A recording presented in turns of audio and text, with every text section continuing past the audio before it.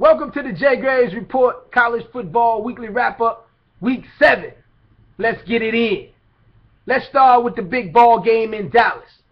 The Red River Rivalry, which the old school players call it the Red River Shootout, because it was the shootout for years, so they could change the name all they want, but your boys gonna call it the Red River Shootout. The Oklahoma Sooners came in and beat the brakes off of the Texas Longhorns. I told you last week that these boys was going to come in sluggish. They put up 45 and lost at the crib against West Virginia the week before. I knew they would come in and just get the doors blown off of them. Oklahoma put up 63 points on these boys. It was unbelievable. All night long, they pushed them around the field. Every time there was an injury timeout, we look up, it was a Texas Longhorn on the field. I don't know what Mac Brown and company is going to do going forward, but I'm going to tell you, it almost looks to me that Mac Brown has run his course in Austin. I mean, I don't know if the Young Bucks are not listening to him. I don't know if he can't relate. They still got the same talent that they've had down there for years. So I really don't know what's going on. But let's move to the second ball game. Let's go to South Bend, Indiana. Notre Dame plays an excellent ball game against Stanford. As a matter of fact, what I should say, Stanford played an excellent ball game against Notre Dame.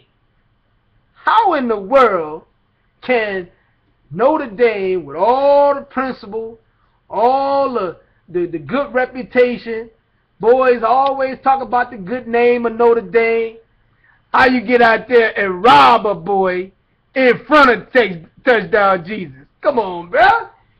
Touchdown Jesus standing there watching the joint, and you rob him at the end of the game. Everybody that saw that ball game knows that it should have been, that game should have gone into extra overtime, because Stanford did get in the end zone. Old boy did put the ball in the end zone, and they robbed him.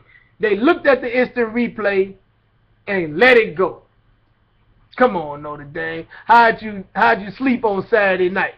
If you slept well, quit trying to run that game on me that you a clean program. You want everybody to respect you because you do it the right way, and you robbed the boy in front of Touchdown Jesus. Now, let's move on to the next game. West Virginia goes to Lubbock. West Virginia thought that they could just come out to Lubbock, take the Cowboys, and just roll their helmet out on the field, tell these young Cowboys in the middle of nowhere that this West Virginia, we just gonna come in and handle our business. The Texas Tech Red Raiders went in there and beat the brakes. Do you hear me? The brakes off of West Virginia. 49-14. Shocker of the weekend. Now, it wasn't a shocker. Now, I've been picking West Virginia all season to go to the national championship game, but I was suspect to some degree because they played no defense. Well, and at some point, the offense was not going to click at the same level, and here we are. These boys are out of the national championship hunt, completely out, because you can't get the doors blown off of you and stay in the championship hunt. So, Geno Smith may be able to still win the Heisman because he has been the most outstanding player, but hey, we still got 6-7 weeks of ball to play. We don't know. Somebody else might step up. Hey, like Manti Te'o is playing excellent right now, but Notre Dame still got a couple more games they have to play, and I think a beatdown is due. At some point, they got to go to Norman, and then they have to go to L.A. So it is what it is. I mean, we've seen the wheels fall off of it before. So let's move on to the next game. Tennessee goes to Mississippi State. Now, Mississippi State was 5-0 going into this ball game. Hey, and I completely blasted them the other day because I said Mississippi State hadn't played anybody. They had played they played Jackson State, they played Auburn, Troy State, South Alabama, and Kentucky. Well, they showed up against Tennessee, put 41 points on the board. Now, they gave up 31, but they put 41 on the board. Mississippi State, I got to give you props. You playing ball. You doing your thing. But the wheels gonna fall off that joint at some point too, cause you still Mississippi State. Let's keep it real. Now, hey, what I want to talk about right now is the initial rankings for the BCS. We don't have to talk about nothing but the top two.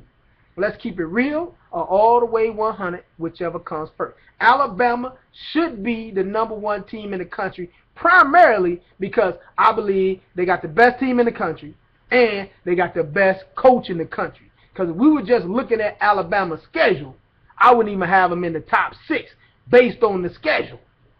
Now, but they stay Alabama. You got to give them props. They're the defending national champ, and they have the best coach in America in Nick Saban.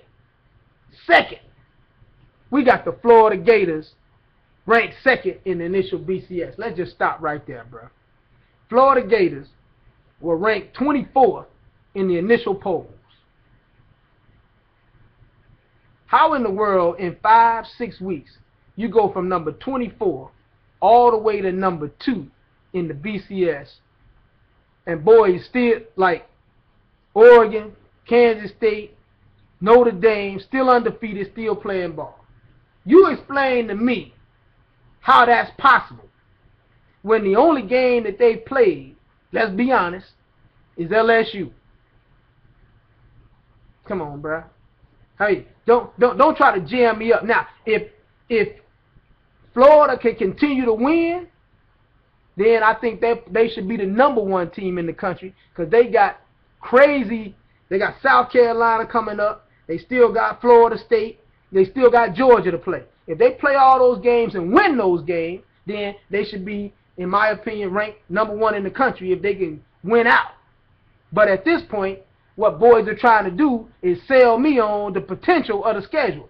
You can't rank them this week on what they will potentially do. That's just like a boy spending his money before he get the check cash. Come on, bro. Holla at your boy. I wrote a hot joint on that this week, today, called Hell Hostage. I want you to check it out. Go to the JayGravesReport.com. Check that piece out. Or you can hit me up on Twitter at JayGravesReport and holla at your boy.